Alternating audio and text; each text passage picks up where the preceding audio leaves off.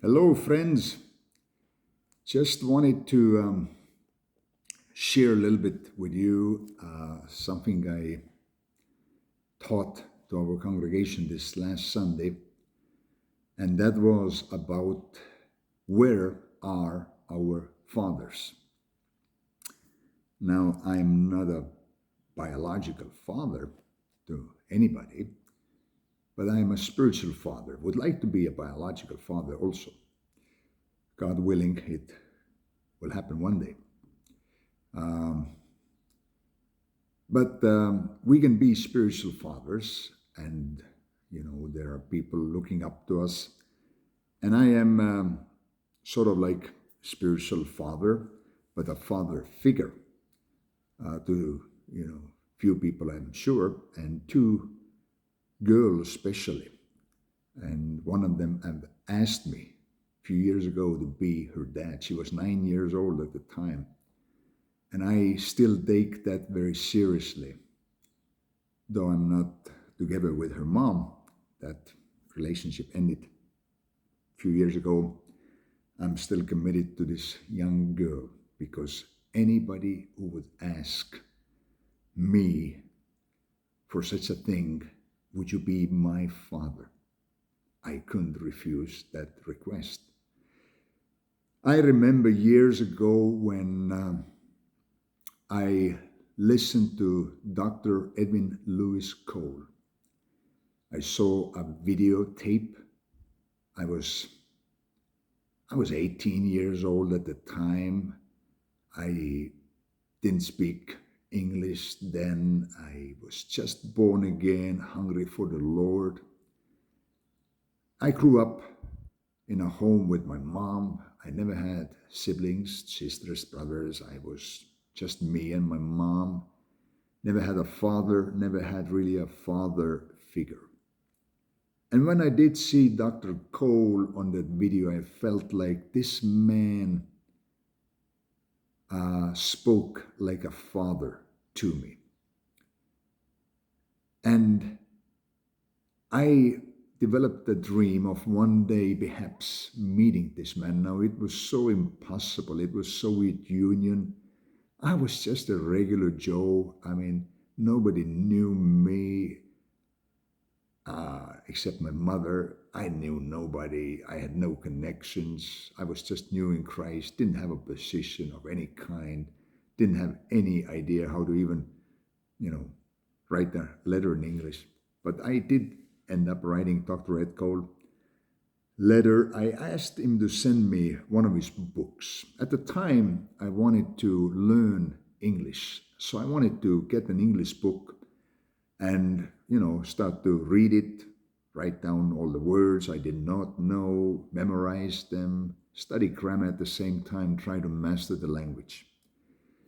And I remember when that package arrived, and a few months later, and Dr. Cole sent me all of his books plus one tape series. I felt like this was a gift from my father. Now, I never knew father's love, how that could feel like. But at that moment, I interpreted that as I thought a father would take care or take responsibility of his son's spiritual condition on top of everything else, or maybe even before anything else. And with sending this collection of his wisdom, what he had learned, I felt like this was a gift from my father. So that's where my connection with Dr. Cole started. Later, I went to um, United States. I traveled with him. He came to Estonia, and he did become my spiritual father. And we need father figures in our lives. And I shared about it yesterday in our church because we all miss fathers. We all need fathers. I miss having a father in my life, even today. And I know fatherhood comes from God. That's his order. That's the way he has set up the thing. In today's contemporary world, of course, with feminism and a lot of the um, things and failures that have happened in families, have created this new pattern or way of doing things that's become a norm. Single parent homes, mothers raising children, even sometimes thinking, I don't even need the man, I don't need the father. And I don't think it's right. And though a lot of the hurts and shortcomings in our society are coming from the missing fathers, many of them never knew how to be a father to start with, how to be a real man to start with. It's a journey we are all on still. But a lot of the women have also contributed to the hurt of the society by accusing the men and making their children to rebel against him and his authority, and even to the point of hating him, breaking all relationships, blocking him from everywhere, still expecting him to pay for the house they now live in and children, alimonies. And the man feels like he's spending his life working for some people who actually hate him. So there's hurts in our society, people hurting, broken. I felt that in my own life. I think a lot of mistakes I've done and bad decisions have come because of the lack of having a father. And it's not to put blame on somebody, it's just acknowledging how God's system works. And I believe there has to be a place where a line is drawn and decision is made. From here on, this cannot keep going further like that. There's so much unforgiveness, so much revenge. Women, men fighting in the court over the right of children, undermining each other's authority in the eyes of their children, not knowing that by that they don't just win the children over, but also create wounds within those children, so they grow up with dysfunction that will later on hinder them to be what God's called them to be and make right decisions about their own relationships. So we live in this broken world, and we desperately need godly fathers to step up. And you don't need to be a biological father to be a father. And I believe that this deep wound of rejection that a lot of men and women carry. And by the way, when a relationship is broken down, I'm sure both women and men live with deep rejection mark within the spirit. But very often the lady can share those things and find comfort within her home of children being there. But men very often need to just bear that hurt and pain of rejection by themselves being alone. So no wonder some of them cannot handle and turn towards alcohol, or some of them just run into another woman just to find emotional help. I don't justify, I'm not trying to say it's a right thing to do. I'm just stating that men and women alike try to alleviate their pain in using these methods. And we need to do something about it. We can do something about it. Now, Bible says in the book of Malachi, or Malachi, I think that's what you call it. In the chapter 4 in English Bible. And verse 5, see, I will send you the prophet Elijah before the great and dreadful day of the Lord comes. And though John the Baptist acted as a prophet Elijah, he said, no, I'm not. And though he did carry the spirit of Elijah, that we do agree. And Jesus later said that Elijah would still come. And I think we as people of God, as a church, do carry this spirit of Elijah. Now, why do we have that? We know that during the life of Elijah, the greatest enemy was Jezebel. He was the wife of King Ahab, and she had a goal of undermining a man's authority as a husband, as a father. And that, of course, in today's world, the Spirit is working as well, and also against the church, trying to break down the family, trying to ruin and sow the seeds of brokenness right at the beginning into the children. By the way, children which are born and bear different gender than, for example, mother or father expected, can feel rejection by the radiation of the parent spirit, just radiating that rejection, that hurt into them.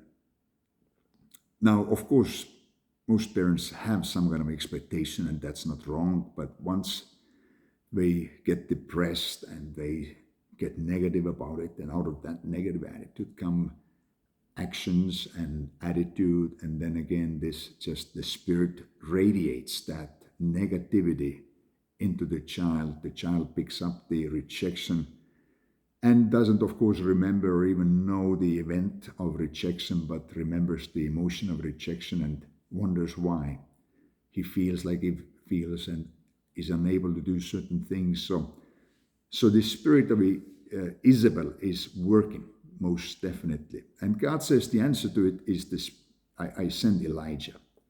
And what Elijah will do is he will turn the hearts of the fathers to their children, and the hearts of the children to their fathers. So who need to turn first? Obviously, fathers. And I want to just finish with this one thought. Bible says, love never fails. Sometimes we do good things, and in this context, let's say fathers really start to push forward and try to reach out to their children, to their hearts, and connect with them and love them. And then doing that for a little while, there's no results. You want to just give in. But remember, love never fails. Agape love never fails. So things done in love cannot end up being a failure. You may think that it is for a while, no changes, no nothing, but keep doing it. Keep reaching out to your children. Keep loving them. Keep sowing the good seeds, good confessions, prayers, right attitudes, protection, encouragement, being there, confirmation, all of that, just remembering the special days. And it may be that for years they don't remember it, but there comes a day this love gets through to them. When I was young, I lived with my mom for a short period of time with somebody near Pärnu, Estonia, in a city called Sindi. Sounds like a woman's name in English, Cindy. But My mom had made a boyfriend. She met him at the workplace. His name was Peter, I remember. And I don't remember any episodes of me being there and how mom and him, he were, maybe one is slightly in my memory of going to the swampland to pick cloudberries, but it's very, very hazy. But one thing I do remember very clearly, and the only real memory I have, is that when we were in their kitchen, in their house, in the kitchen, my mom and Peter wasn't there, my mom's boyfriend. They had broken up, but Peter's mom, her name was Eb. They were there, three of us, and my mom announced that we would leave. And I remember how Eb, my mother's boyfriend, mother, burst into tears and inconsolably began to weep and cry. And as a child, I just recorded that. Didn't really think much of it, but I remember that. And we went on to another small village. I lived there. I thought I had a happy childhood, so I never thought about much ever again. But just 2 weeks ago, my mom, I buried her 4 years ago, coming soon on 21st of May. And just a few weeks ago, I found some of these letters, which this woman, Eb, my mom's ex-boyfriend, mother, had then written to my mom. And I began to read them. And she kept writing these letters over the period of 10 years. And all of these letters were full of admiration about me. She wrote about me, she wrote to me, she was asking about me all the time, she was sending me money. And I realized that when my mom and I left her life there, this tore her apart. She was left with a deep wound of rejection. I don't know exactly what went wrong between my mom and this boyfriend. Was there something totally which couldn't be healed? I doubt it, but my mom was young, made a big thing out of this. And my mom ended up being single the rest of her life. She had few boyfriends, but that was it. Never anybody steady. And perhaps she, like a lot of women, wow themselves. I will never allow anybody to do that to me. And they actually close down their own heart, erect walls that will keep disappointments out of their lives, of course, but also keep happiness out of their life. Now, my mom didn't die a bitter woman, of course, but she directed all her attention towards bringing up me, raising me. But I'm sure she wanted to be with somebody at the long run. But what I realized, this lady Eb had sent me all these letters. Just this whole letter is written in 1980, so it's 40 years ago. She just says, oh, I loved Jano. He was such a special child. And she just keeps going. And all these letters, the same stuff, which is nice to read for me. But what I'm saying, all her money she sent to me, these nice letters, I hardly ever, I don't remember reading them. I don't remember ever thanking her. I just was busy living my own life. But she loved me with this sincere, God-like love. Because later she had her own grandchildren, and she was still infatuated with me more than her own grandchildren. That's amazing. I did not know I was so special. But when I read these letters just last week, the love she put in these letters, in sending me money, what she felt for me, that love reached my heart. So, friends, it can be that you do something towards your children, to your ex-spouse or whoever, and feel like this is not reaching anywhere. But believe me, there will come a day, and God will ordain it, where through a particular set of circumstances or season of that person's life or whatever, what you've done surfaces before her or before him, and they will come to understand, oh my, what he did, what she did at the time was true love. And in that moment, this scripture comes to fruition that love never fails. It cannot fail. It cannot fail. If you do anything in love, it just cannot fail. And therefore, the spirit of Elijah working towards turning fathers' hearts towards children. And how you do it? You sow the seeds of love. You pray. You reach out. And that love one day will reach its destination and change the course around. Somewhere have to be men who throw a line and says, enough is enough. We need to do something to start healing up this society. Enough of this unforgiveness, enough of this bitterness, accusation. We all are broken. I mean, you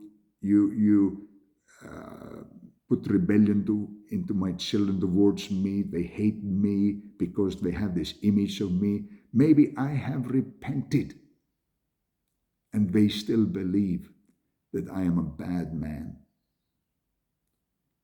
We don't need to do that kind of a thing any longer. There's got to be healing in this world. And I believe we need to pick up this baton and start to run with it. And sow love, healing, forgiveness, and restoration into this world. As a father, you can do this.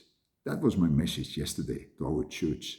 And I hope I've been able to encourage you a little bit with these words. God bless you.